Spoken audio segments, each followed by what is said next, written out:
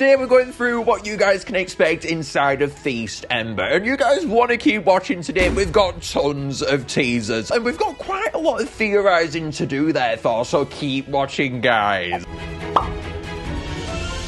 So first of all, the most weird and peculiar teaser that we absolutely have is this Getting Warmer promotion, which announces that Feast-Ember is going to be arriving next week. Inside of this teaser, we can see that Kana, they've got the costume off and they're looking at this relic, and we can see that they're in the lovely Feast-Ember attire, but then it gets weirder and weirder as we keep going back, guys. So let's move back here. So inside of the nursery back here too, we can see a relic where its musical potential has been unleashed, which is how the Wordos, for example, gain the inspiration behind the lyrics, eating relics, which to be questionable why it's in the nursery. But then we go even further back here and we have the living car at the back. And not just that, but if we increase the brightness here, you can actually see that alongside the silhouette of the living car, we have Candelavra here. Now this just gets so weird. First of all, it was the relic, and now the living car is here. For those of you who don't know, Firehaven, it is inside of the living car, so the silhouette being here, it doesn't actually make canonical sense for it to be here, and therefore it's actually a very specific design choice they've made here. This is something that is tied towards what we can expect next week, guys. They're not just placing the living car inside of Firehaven now, so there is a reason behind why it is here, I do think. And therefore, with this being important, let's go over what its importance could be. Now, if we head over to Candelavra's bio, it says that monsters gaze across the horizons for Candelavra's flame to guide them to their destination. So with Candelavra being here, it could be that Kana, or potentially us, are meant to be guided towards the living car for what we could expect inside of Feast-Ember. So maybe in this situation, it could be alluding that something is outside of the living car or involving the living car to do with what's coming. This is quite an ominous teaser, guys. It is very sus, if you ask me. Okay, we need to drag out those sus goggles right now because this is sus, okay? However, if we look on the other side of this teaser, things do start to make a little bit more sense here. So next to the Getting Warmer tagline, you can see a thermometer, and this is none other than the thermometer which is present on the Crucible. So if you were to ask me, I think personally that is probably going to be tied to Rare Candelavra's lore, seeing as though the vessels are expiring. We've been waiting for Rare Candelavra for a ton of time now. There've been 3 of my theory videos where I thought it was coming. It is coming this time, okay? It is 100%, I do think, going to be coming this time in Feast-Ember. Yes, it is very sus, and I think this is the most oddball teaser that we've gotten in a while. I think it is wonderful if it is just teasing Rare Candelavra, honestly, because this is so inventive, okay? And it definitely is questionable why the living car is here, but I think it is going to be tied to Rare Candelavra, though. However, it could certainly be hinting towards something else, this, and therefore it's quite interesting to speculate what all of this could mean. So Rare Candelavra, we've theorized about it a ton, but here is my final predictions, guys. It's time to make these quints have the justice they deserve. Inside of my theory videos I've mentioned before, Candelavra, it just came in, it didn't have an impact. It was released with Tiawa. Tiawa took the spotlight, and the quints, they are special. They are 5 elementals, and I want them to finally have that specialness, that grandeur to them inside of this. So we got to make them special. So I was thinking about how we could do that over the past few months, and I think it would be awesome if instead we got actual different elemental representation amongst these quints. If we go back to each quint, you can see that each one is based on a particular element. So for example, you have Candelavra, who's based on the fire element, but those other elements, they don't really come in. Sure, if you go on over to Party Island and Space Island in Dawn of Fire, you can see more water-based designs with the seashell prismatics that we have. But other than that, we really don't see these other elements come through with the quints. So I feel like with the variants, it would be awesome to go into those other elemental characteristics and characterize them by those, so we can get that inside of the designs. And if we're talking about the living car and them eating all these relics, well, let's leave the relic part out. That's Chunk's business, okay? But for the living car, seeing as though it's very earth elemental themed, and we have that side of Candelavra's element, what better element could we have than the earth element to be represented here instead of its fire element? We could see a brown rock themed design, potentially rocking a huge rock themed hairstyle instead of the flames on top of them, and maybe with a different sigil on them too. We have the teardrop on them. Maybe that could be changed to an earth sigil to represent that, and a much more bolder, stronger looking body, I do think. We got to make noggin proud with this, okay? He's a sturdy young little boy. We gotta make him proud with it, all right? Sharp teeth, more edgy. Let's change this baby up. Candelavra, she's a goddess. Let's carry that through onto his other elements now and do the quince justice with Rare Candelavra. And for doing the quince justice, let's actually look at Ral's design here. Ral's, you are beautiful, okay? You have come up with an awesome idea behind what could be for Rare Candelavra as well. They've actually chosen to integrate it around Rare Kana's design, so we can see the similar sigil for Rare Kana here, and they've based it on that original Rare Elemental. Seeing it be based on a different Rare, we've never seen anything like that before, and I feel like tying that characteristic back towards that individual element that it seems to represent with the quince would be awesome. Just seeing that be represented in some way, whether that be a different element be represented inside of the elements, I would really like to see that again.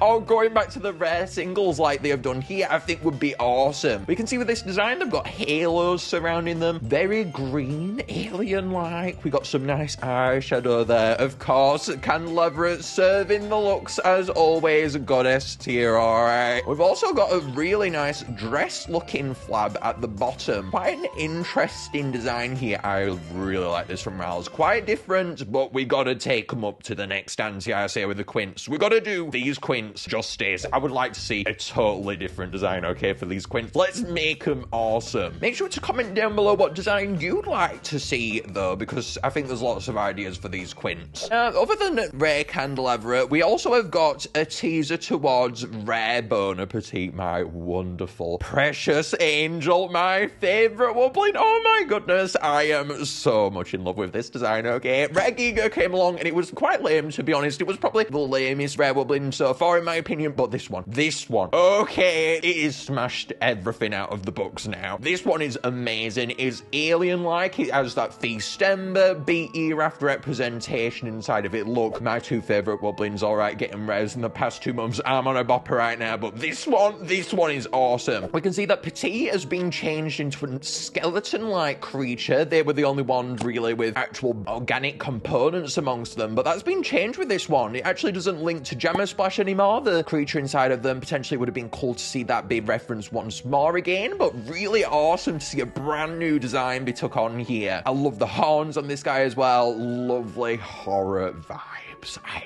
love the hair as well. It's so gorgeous. I'm so excited to see this inside of the game. We also have got a reveal towards the bio behind Rare Bona-Petite as well. I'm going to throw that up on screen. I've not listened to it. I decided to tune out at that moment because I don't want to be spoiled, but you can check it out on screen and read it if you guys are interested. Besides Rare Bona-Petite, we also got yet another rare. Pretty awesome dude over here, but then we go on to this rare and it's not awesome.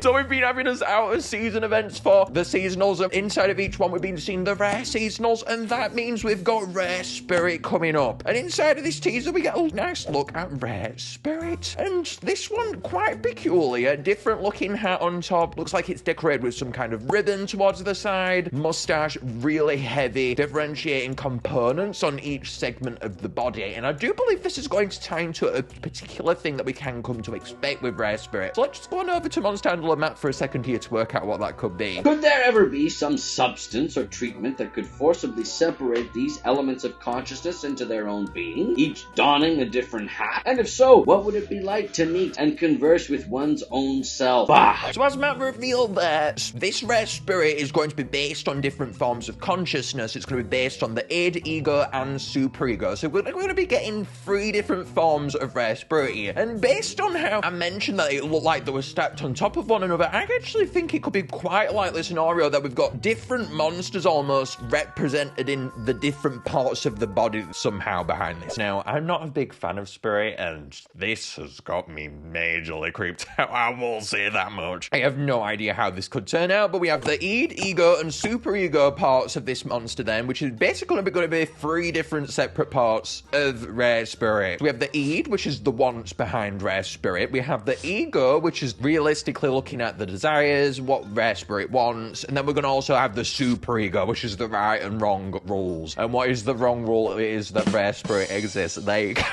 That's the MPG joke of the day. I think it's going to turn out really weird because of all of these different monsters being compelled to segment into this being, but very strange. If Spurrit is creepy, then this is going to take it to another level. And inside of Feast-Ember, we're also going to, I do believe, get an updated Feast-Ember skin. This is the very final skin out of all of the seasonal events that we are yet to purchase. All of them have been available now to be purchased inside of the game, so you can keep them forever. And they've also updated a few like Season of Love and Extravaganza and Feast-Ember. This is the one. This is the main one where it barely changes. If you look at the original Firehaven design, then compare it to the Feast-Ember one, it literally is the exact same. So I do think we are going to get an updated Feast-Ember skin inside of this event as well. Because right now, there is no chance of them including this with that price. Because if the other ones got updated, what probably weren't even anywhere near like this, then this one really needs updating. Okay? Because this, it barely changed. So let's do a little bit of something here, I say. And for the release behind these, we're going to have on the 15th, Rare Bona-Petite and Rare Candelavra coming along. Rare Candelavra, Vessels expiring, that's the date at the end. And then also for Rare Bona-Petite, no point in saving that till later, that's going to be coming at the start as well with Feast-Ember. And then in the middle of Feast-Ember, we're going to be getting Rare Spurrit. Rare Spurrit, it is not a part of Feast-Ember. Okay, that would be a bit too far doing an out of season for Spurrit at the start of Feast-Ember. So we are going to be waiting another week for Rare Spurrit. It's been awesome recently to see all of these releases be spread out. We usually have them all clamped together and then everything releases at once. So it's quite nice to get this nice smoothering out of content, and it is also really nice to finally be getting teasers. Oh my god, can we talk about this? We are getting teasers. Rare Vervain, you started it off and I love you now, okay? Rare Bona-Petite though, Rare Bona-Petite. It's going to be a very mishmash of events because we've got the weird one with Rare Spurrit and then we've got the awesome one with Rare Bona-Petite. Quite a weird situation, but we love it. If you enjoyed this though, please do make sure to leave a like down below as it helps more than you guys will ever know. And I'm gonna go off now. I am so excited. Remember though, Quinn Justice, are we riot? Is that an agreement? Yes, it is. Bye guys.